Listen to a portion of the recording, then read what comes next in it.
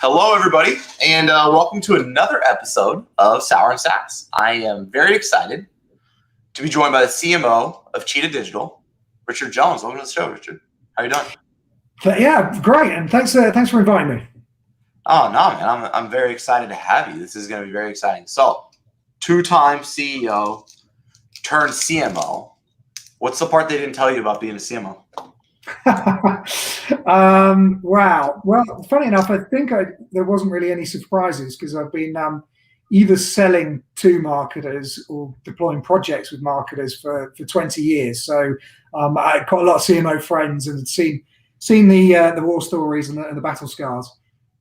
No, I love that, but I got to push back a little bit because I'm a CEO and I get to make some decisions that makes all our marketing work. And I'm curious if you like what you find yourself in as a CMO and how you do this. What I mean by that is like positioning, who we're going to service, who we're not going to service, what products we're going to launch, what products we're not, what segments of the market we want to enter, which ones we don't. The choices there make the marketing work. I'm not saying that marketing doesn't have a say, but it's like positioning, messaging, persona, product development, like how we drive value for a unique customer is sometimes outside the purview of marketing. And then marketing is trying to make up for the fact, I get to see this every day. Marketing is making up for the fact that they're selling a commoditized product or service in a marketplace where they're not the leader to a completely broad demographic that really requires an insane amount of resources to ever say anything that mattered. As a CMO, do you feel ever hamstrung by that, or do you have a say in that? What's your role going from being a CEO, right, where you get to decide that, to being a CMO? What's that difference there?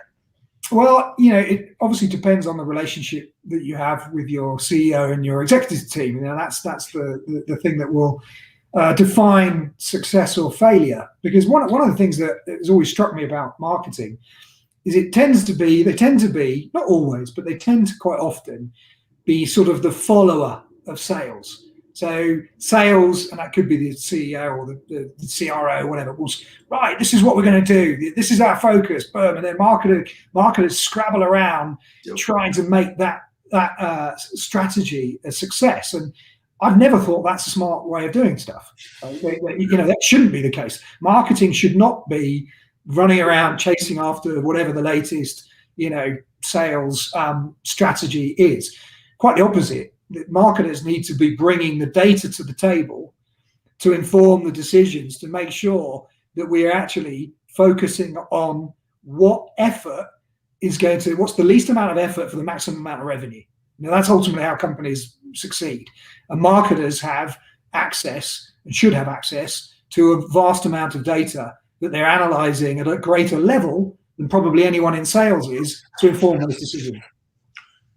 Now, I think everyone who's listening said, hell yeah, Richard, I believe in that. The problem is my company develops products, ships them over to me and say, hey, go get 500 MQLs for this thing.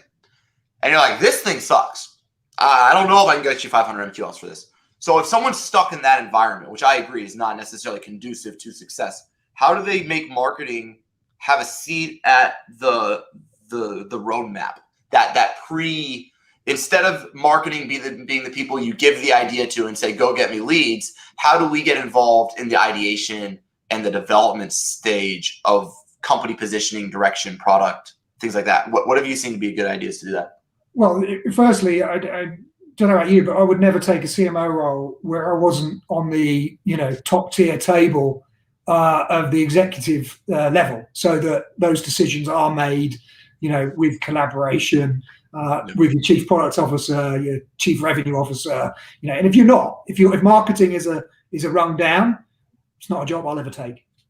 Why is that? Like that? Because unfortunately, Richard, I completely agree with you, by the way, but I'd say 95% of the people out there are in like that, frankly, that reality. I mean, we get to see it every day. I'm sure you got to see it a ton throughout your career of marketers trying to turn hay into needles, right? Right. I mean, the reality is, if marketing is seen as a cost center and not as a revenue engine, it's not going to be on the top tier of the executive table. if it's seen as a revenue generating organization, you're going to be at the top tier, and you're going to be consulted about what we should be developing products on, where should be our focus, what's our target market, etc. The other side of it is that product marketing, you can use that as a really important bridge to get into those conversations very early with the product team. And in Cheetah Digital, product marketing doesn't actually sit in my group. Product marketing is in the product team. But that doesn't matter. In fact, in many ways, that actually helps because you're so joined at the hip, or you should be if you're doing SaaS marketing well, with your product marketers, and they're working for the product team. You've got this bridge into product to have a seat at the table in discussions much earlier, and that can be before sales are involved. It's usually structural, these issues around power and control and how early they are. Yeah. Here's the hard part, Richard. First time CMOs, they don't know what to ask. They show up and they get burned. And I see it all the time. You probably see it in your network all the time. What questions could you ask in this interview stage? So, you've been a director, you've been a VP for a while. You say, look, I'm ready for that next moment in my career. But I don't want to be a guy with a title or a woman with a title or a person with a title who doesn't have authority. I want to have enough authority to fall on my own sword. In other words, I want enough authority that I can fail. I want to not be a cost center. I want to be a revenue generator. I want to have a relationship with product. I want to have, a good MQL to SQL handoff with sales. I want all these things. How did you go about determining that Cheetah Digital had that? So for others can kind of learn from your experience and what they should ask and what they should decide. So I'll turn the question around a little bit because I think it will help get to the right answer. So if you look at it through the prism of, I'm a marketer, what experience do I need as I'm building my career to ensure that I am always at the top table? And that's I think the key thing, because people are never going to just give you access unless you deserve it, right? And this is probably going to annoy some of your viewers maybe, but the reality is, if you've just been in marketing and you're just going up through the marketing ladder, you are missing a ton of experience that actually you need to be at the top table of a company and to be respected and to be finance, sales, product, HR. Exactly. Now, I became a CMO after being an entrepreneur and building a company from scratch. And when you do that, every part of the business. You know how it all fits together. I also had many years carrying a bag in sales and being a top salesman and getting to President's Club and winning awards. So I deeply understand sales and the revenue engine. So, when I talk to my colleagues at the top tier of Cheetah Digital, I don't talk to them like I'm the marketing guy. I talk to them as I'm a businessman that's helping this area execute. I love that, Richard. What I tell consultants here, because we sell performance marketing, very specific SEO, paid media, creative, just for mid-market enterprise SaaS companies, right? And I tell them the best consultants in the world are they're good at SEO or paid media as a technical skill, but they're great at finance, integration, product, and sales. In other words, the irony is the best marketers aren't the best at marketing. Right. And it's a hard concept because this world, if you go on Twitter and you see stuff in the SEO community, it's like, you got to learn Python. And I want to blow my brains out every time I hear an SEO talking about needing Python. So there's 1 out of a billion use cases where Python's what you need. Well, 1 million out of 1 million times, it's soft skills, cross-departmental buy-in, road mapping, integration, financial alignment, modeling. And the irony is essentially the best SEOs are good at everything but SEO. Now, to your point, I see another thing out there a lot. And you didn't do this, by the way. I think Cheetah Digital has some of the best marketing I've seen. I actually just straight, not to blow your own, horn here, but you all are very good at it.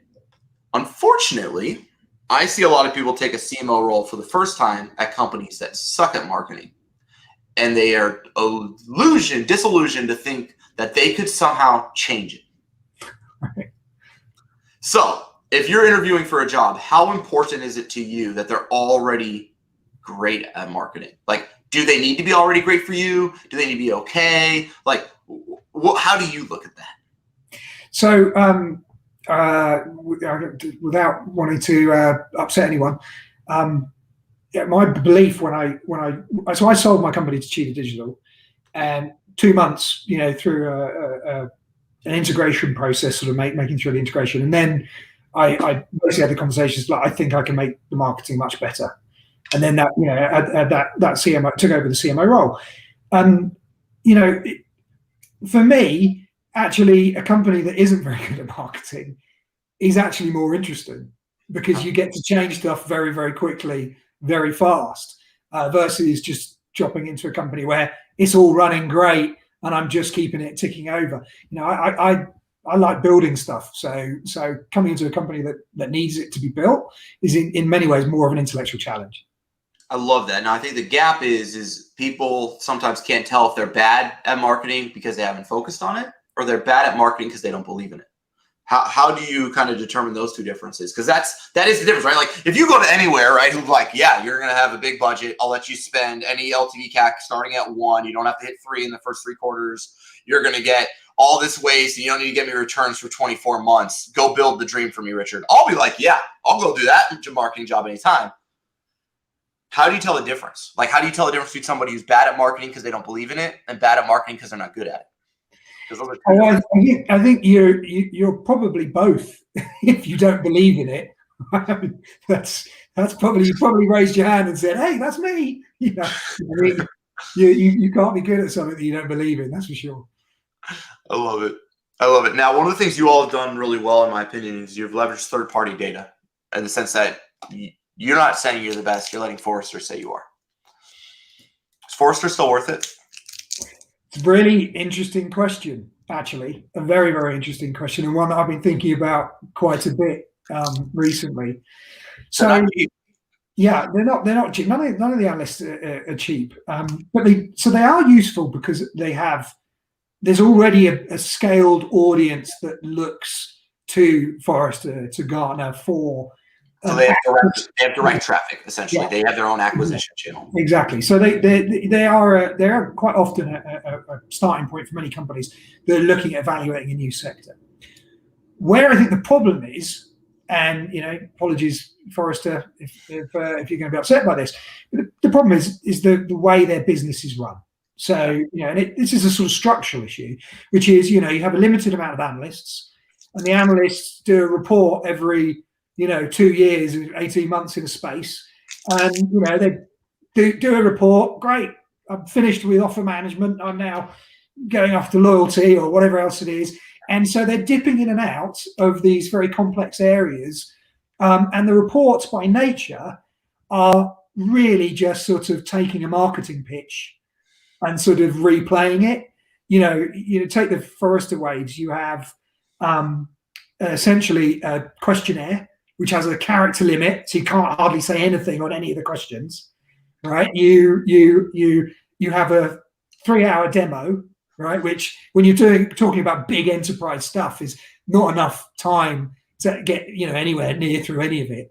And then they will speak to 3 references for 20 minutes. Now, I've spent more time buying cars. In fact, I've spent more time buying holidays than that. So, tell me what you really think, Richard. I love it. No. Now, before I follow up, because I think you have a great point. Are you ready to eat some sour candy? Yes, I am. I'm not. It's my least favorite part of the show, ironically. Are you ready? Yeah. All right. First one's not as bad as the second. Let's do this thing. Oh, blimey. Yeah. 2 out of 10. Wait for the next one. Now, I completely agree. In other words, they spend more time doing an industry survey that everyone believes than prospects spend buying the damn thing. I think it's a fair way to look at it, right? Now, I'm spending millions and millions of dollars in SaaS, and I found our number one asset are these analyst reports. In other words, anytime I'm not at bottom of funnel intent, I'm either middle intent or top of funnel. information or whatever. The analyst reports beat everything, right? I've got all our offers we run for all our clients, and I can see kind of the data. Analyst reports win. I agree, though, they aren't actually the best for the customer. So what can we do, in your mind, if we get creative together? How do we replace analyst reports? Like, I've read them. You know, you go through them and you go see like why you should choose somebody, and they'll talk about things like they're great unless you really want to grow in Africa, and they struggle in Africa, and you're like, okay, Africa's not really on our roadmap for a couple of years. Like, you know what I mean? Like, it's not necessarily personalized. So if you don't like Forrester, you don't like Gartner, what's better? Like, what do we do? Are we stuck with them? Like, because they work so darn well. Like, what do we do instead, in your mind?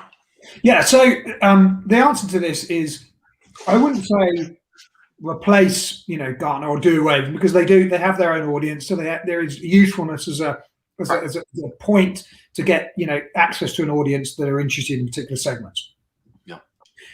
That said, I think it is dangerous, and I've been guilty of this, single laning on an analyst or two, usually the big ones, because the reality is, again, probably offend a few people, but when you have analysts that essentially have paid relationships with vendors, there is always going to be this issue that you mean it's not on the total up and up, Richard?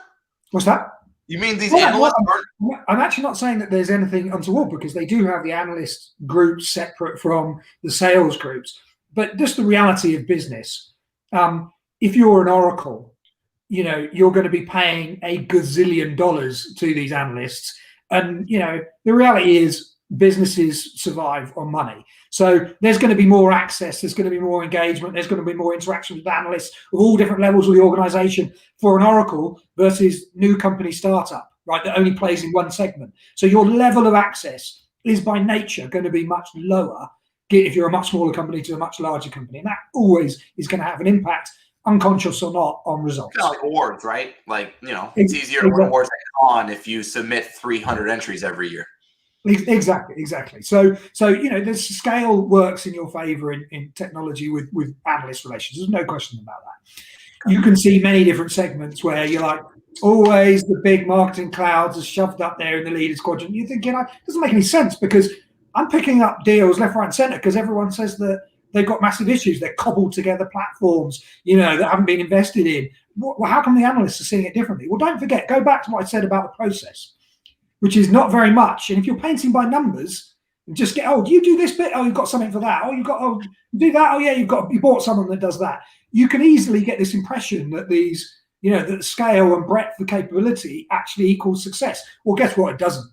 Execution and focus is what guarantees success for customers, which is why don't single lane on Forrester and Gartner and the big guys. Also go to the other analysts, more niche players or associations that actually are industry bodies that have much greater perspective on the reality of the rubber hitting the road on how things get done. So, we just did look the Forrester wave on loyalty.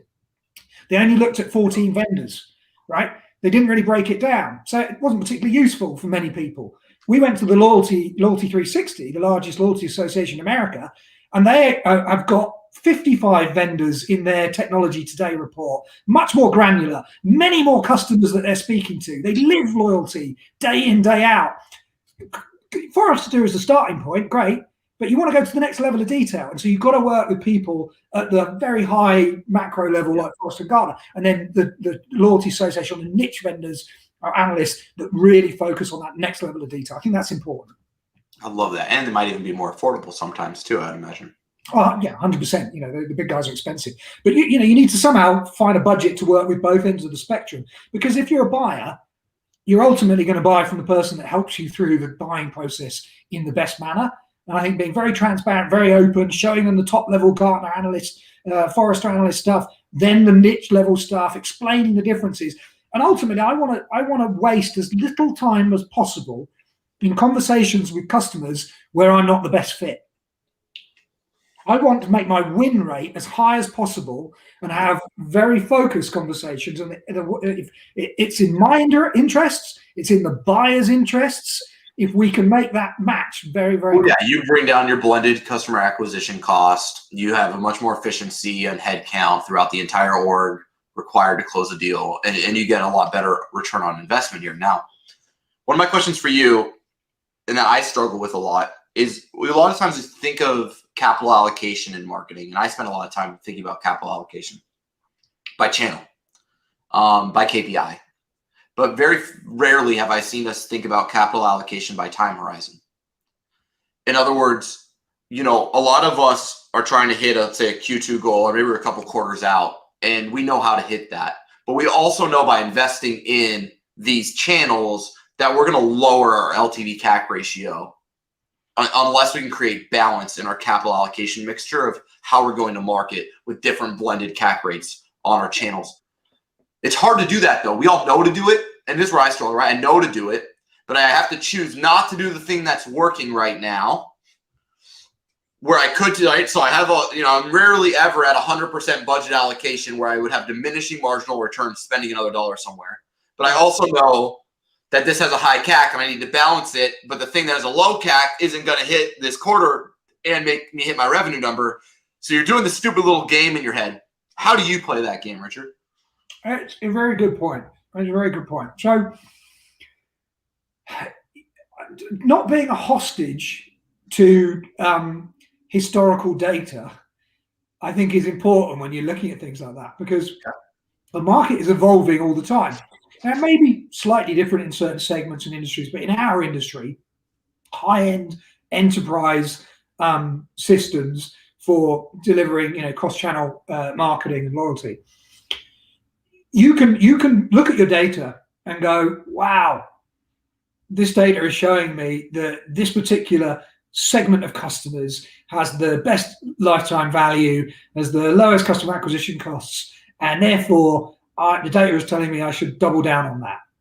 But yet the industry is changing around you, and stuff is happening in real time where you can see another vertical that may not have had the best LTV or may have been had higher customer acquisition costs actually could be turning in your direction. So you've always got to balance this myopic view of data to make decisions with the deep domain knowledge about how industries are changing. And a good example of that in just in our space is we have, in the last 18 months, have had this phenomenal explosion of wins in restaurants and bars, even in a pandemic. That's crazy, yeah. It wasn't there 2-3 years ago. So, and it's because we could see certain things changing in that industry that mapped to actually what they're kind of now, with what they're trying to achieve with digital acceleration. They need us. Yeah, they actually need our unique set of capabilities to actually achieve results in a more efficient way than other vendors in the market. You've got to balance those two things. You can't be too myopic on data. You do also need to be looking at what's actually changing in industries around you. And you've got to place some bets to then see what is going to work. How do you do that at the channel level? Because I'm of this belief, I have the kind of saying I do in my own head. It's like, it's better to be data aware than data driven. Right. I haven't ever found myself to really know what to do from data is this black hole that there's no bottom to. You can just keep pursuing, and then the deeper you get with it, the more you realize it's not even accurate due to this other thing, that variable in your model, and you just end up worse. The more so I always say it's better to be data aware than data centric, because you still need to use your brain. And it's ironic that a lot of times when we try to use data and we think we're smart, sometimes we're dumb, right? And it's kind of like this juggling act. Yeah. But you were talking about markets and opportunities and segments, but what about channels? In other words, I've got 100K and I need to hit this goal in Q1 and I know I can't get it from SEO. But if I don't invest in my content, because I don't know about you, but I see a lot of times you have diminishing marginal returns from content for a long time. In other words, we write a bunch of content, we drive organic traffic, we get MQL downloads, we get asset downloads, but we're not able to get people from downloading our Gartner report to wanting a demo because there's no purchase intent. It's a difficult game, but we still want to build our database. So how do you balance channel allocation in your mind of okay, I'm going to run 100K on LinkedIn convo ads and I can hit my MQL goal, or I can do SEO and I can lower my CAC, but I'm leaving money and opportunity on the table from this paid thing. Like, how do you balance channels in your mind like that? Yeah, it's a good question, and I'd say we're still in an evolutionary process, actually making sure that all of our data is correct. Because when you have a company that span out of another company, then acquired a bunch of other companies, loaded everything into a CRM system that now is a jungle mess.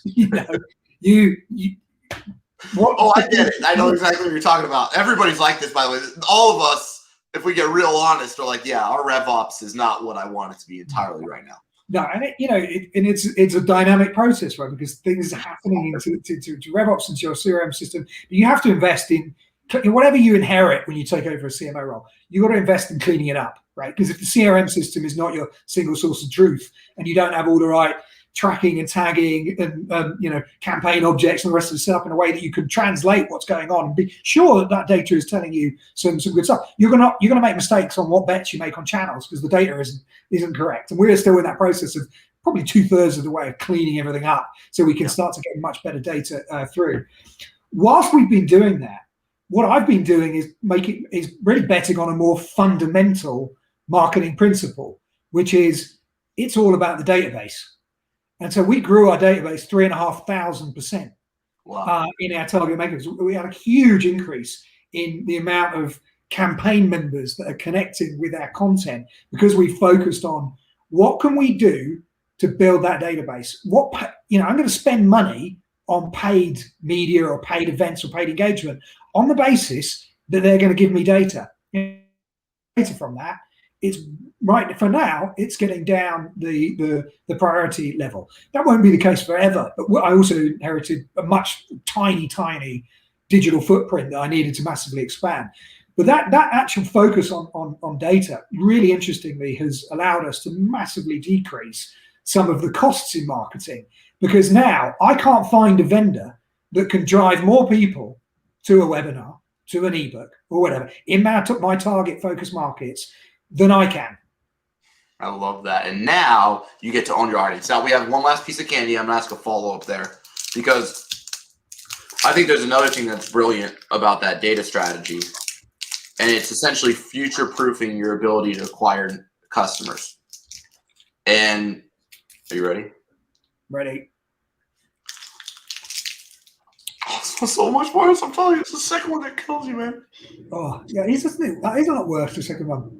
I know everybody thinks I'm like joking or something. I'm like, no, I'm being dead serious. The second one kills you. Wow. I'm gonna have so many of these screenshots the rest of my life. Oh man. I'm so sour. My eyes are watering. I know. That's so bad.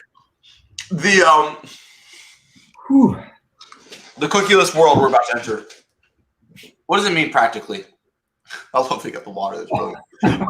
Practically, does this mean 12 months from now I'm going to go on LinkedIn and I can't target directors of demand gen at software companies with more than 100 employees? What does it actually mean? Like, what will I not be able to do, you think? I think the impact is going to be much greater on B2C marketers than B2B marketers. I think with the way that the legislation is rolling out, they're clearly focusing on the larger players in the market, the larger volumes, and the fines and the rest of it associated, and the way that they're monitoring how they're respecting privacy and stuff. It's very much tiered to volume and therefore B2C. So I think B2B marketers, they should behave, but they're not going to be the ones that are going to have the brunt of the impact. Okay. B2C marketers are facing a massive disruption to the way that they have been doing business. There's no question.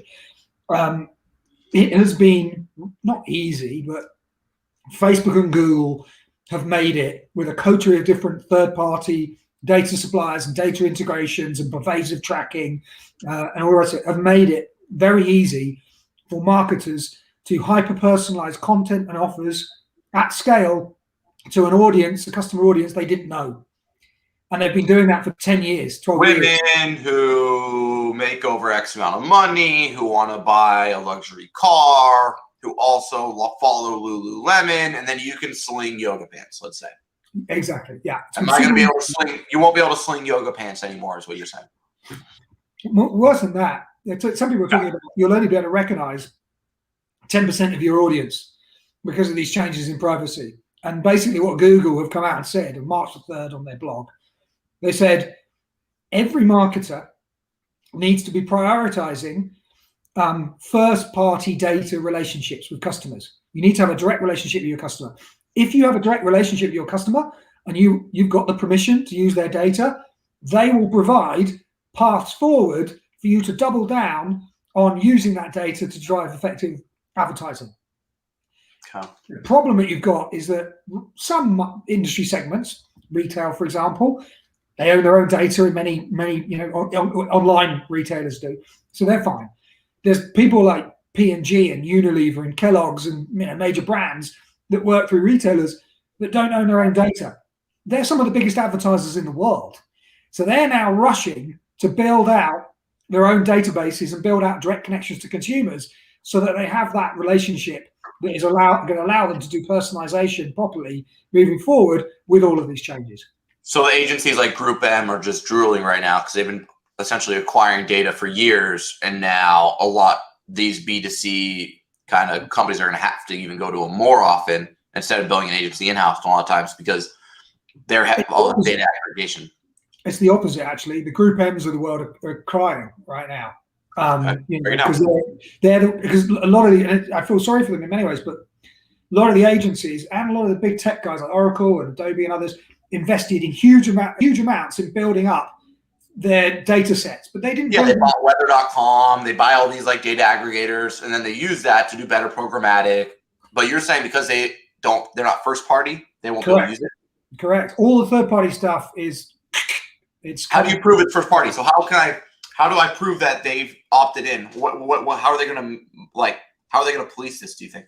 Well, it's very interesting because the privacy legislation is putting the onus on. It's not just enough to say, oh yeah, well, I had some sort of relationship with the consumer. Did the consumer actually understand what they were giving you rights to do with their data? Just being buried very deeply in a terms and conditions that nobody reads and nobody understands. That's right on the crosshairs of all the lawmakers right now. So you can't rely quite often on data that you collected in the past, even if it was a first-party data relationship, because it's falling foul of GDPR or CCPA legislation about what the consumer actually thought they were giving you. How transparent. You're going to have first-party data that qualifies for GDPR, CCPA, and that you can validate if you got audited that the consumer truly opted in with full awareness, and thus you can target them. Exactly. And then Facebook will say, cool, if you give us those emails and upload it to our database, we'll then give you some options to target those people. Yes, and if you've collected that data in a very transparent manner, and you've clearly got the opt-ins and all the rest of it, that's great. You've got that first-party data relationship. You can load that up into your platforms. You can do all sorts of stuff. And Google have basically committed to deepening the things that you can do in the future with first-party data, which is great. Problem is, most companies need to go in the last 18 months. They've had to restart all of their programs to go and acquire data if they had any in the first place. So we're in a big data gathering space right now. I can match emails using, first initial, last name. I can go to ZoomInfo. I can go to Clearbit. I can go to Seamless. I can go to LeadIQ. For consumer data, it's not easy to get somebody's Gmail. It's a heck of a lot easier to get their corporate address. Correct. Yeah, and that's going to cause a huge amount of problems for B2C. I can totally see that. Yeah, 100%. And in B2B, you've got things like you can show that you've got a business relationship with a company, and therefore everybody in that company, you've got fair games to go get their data. You can't do that with 50 million consumers. There's no entity that sits on top of them. Oh, wow, that's crazy. Well, Richard, this has been amazing. I want to respect your time. This has been an awesome conversation. Thank you so much for being on Sour and SaaS. If people want to follow along with you and Cheetah Digital, what's the best way for them to do that? Hit me up on LinkedIn. Cool. That's my main platform, and cheetahdigital.com. Loads of content that you can engage with. You can, tap me up through the main website as well. I love it. Well, thank you so much for being on the show, and have a great day. Thank you. Appreciate it.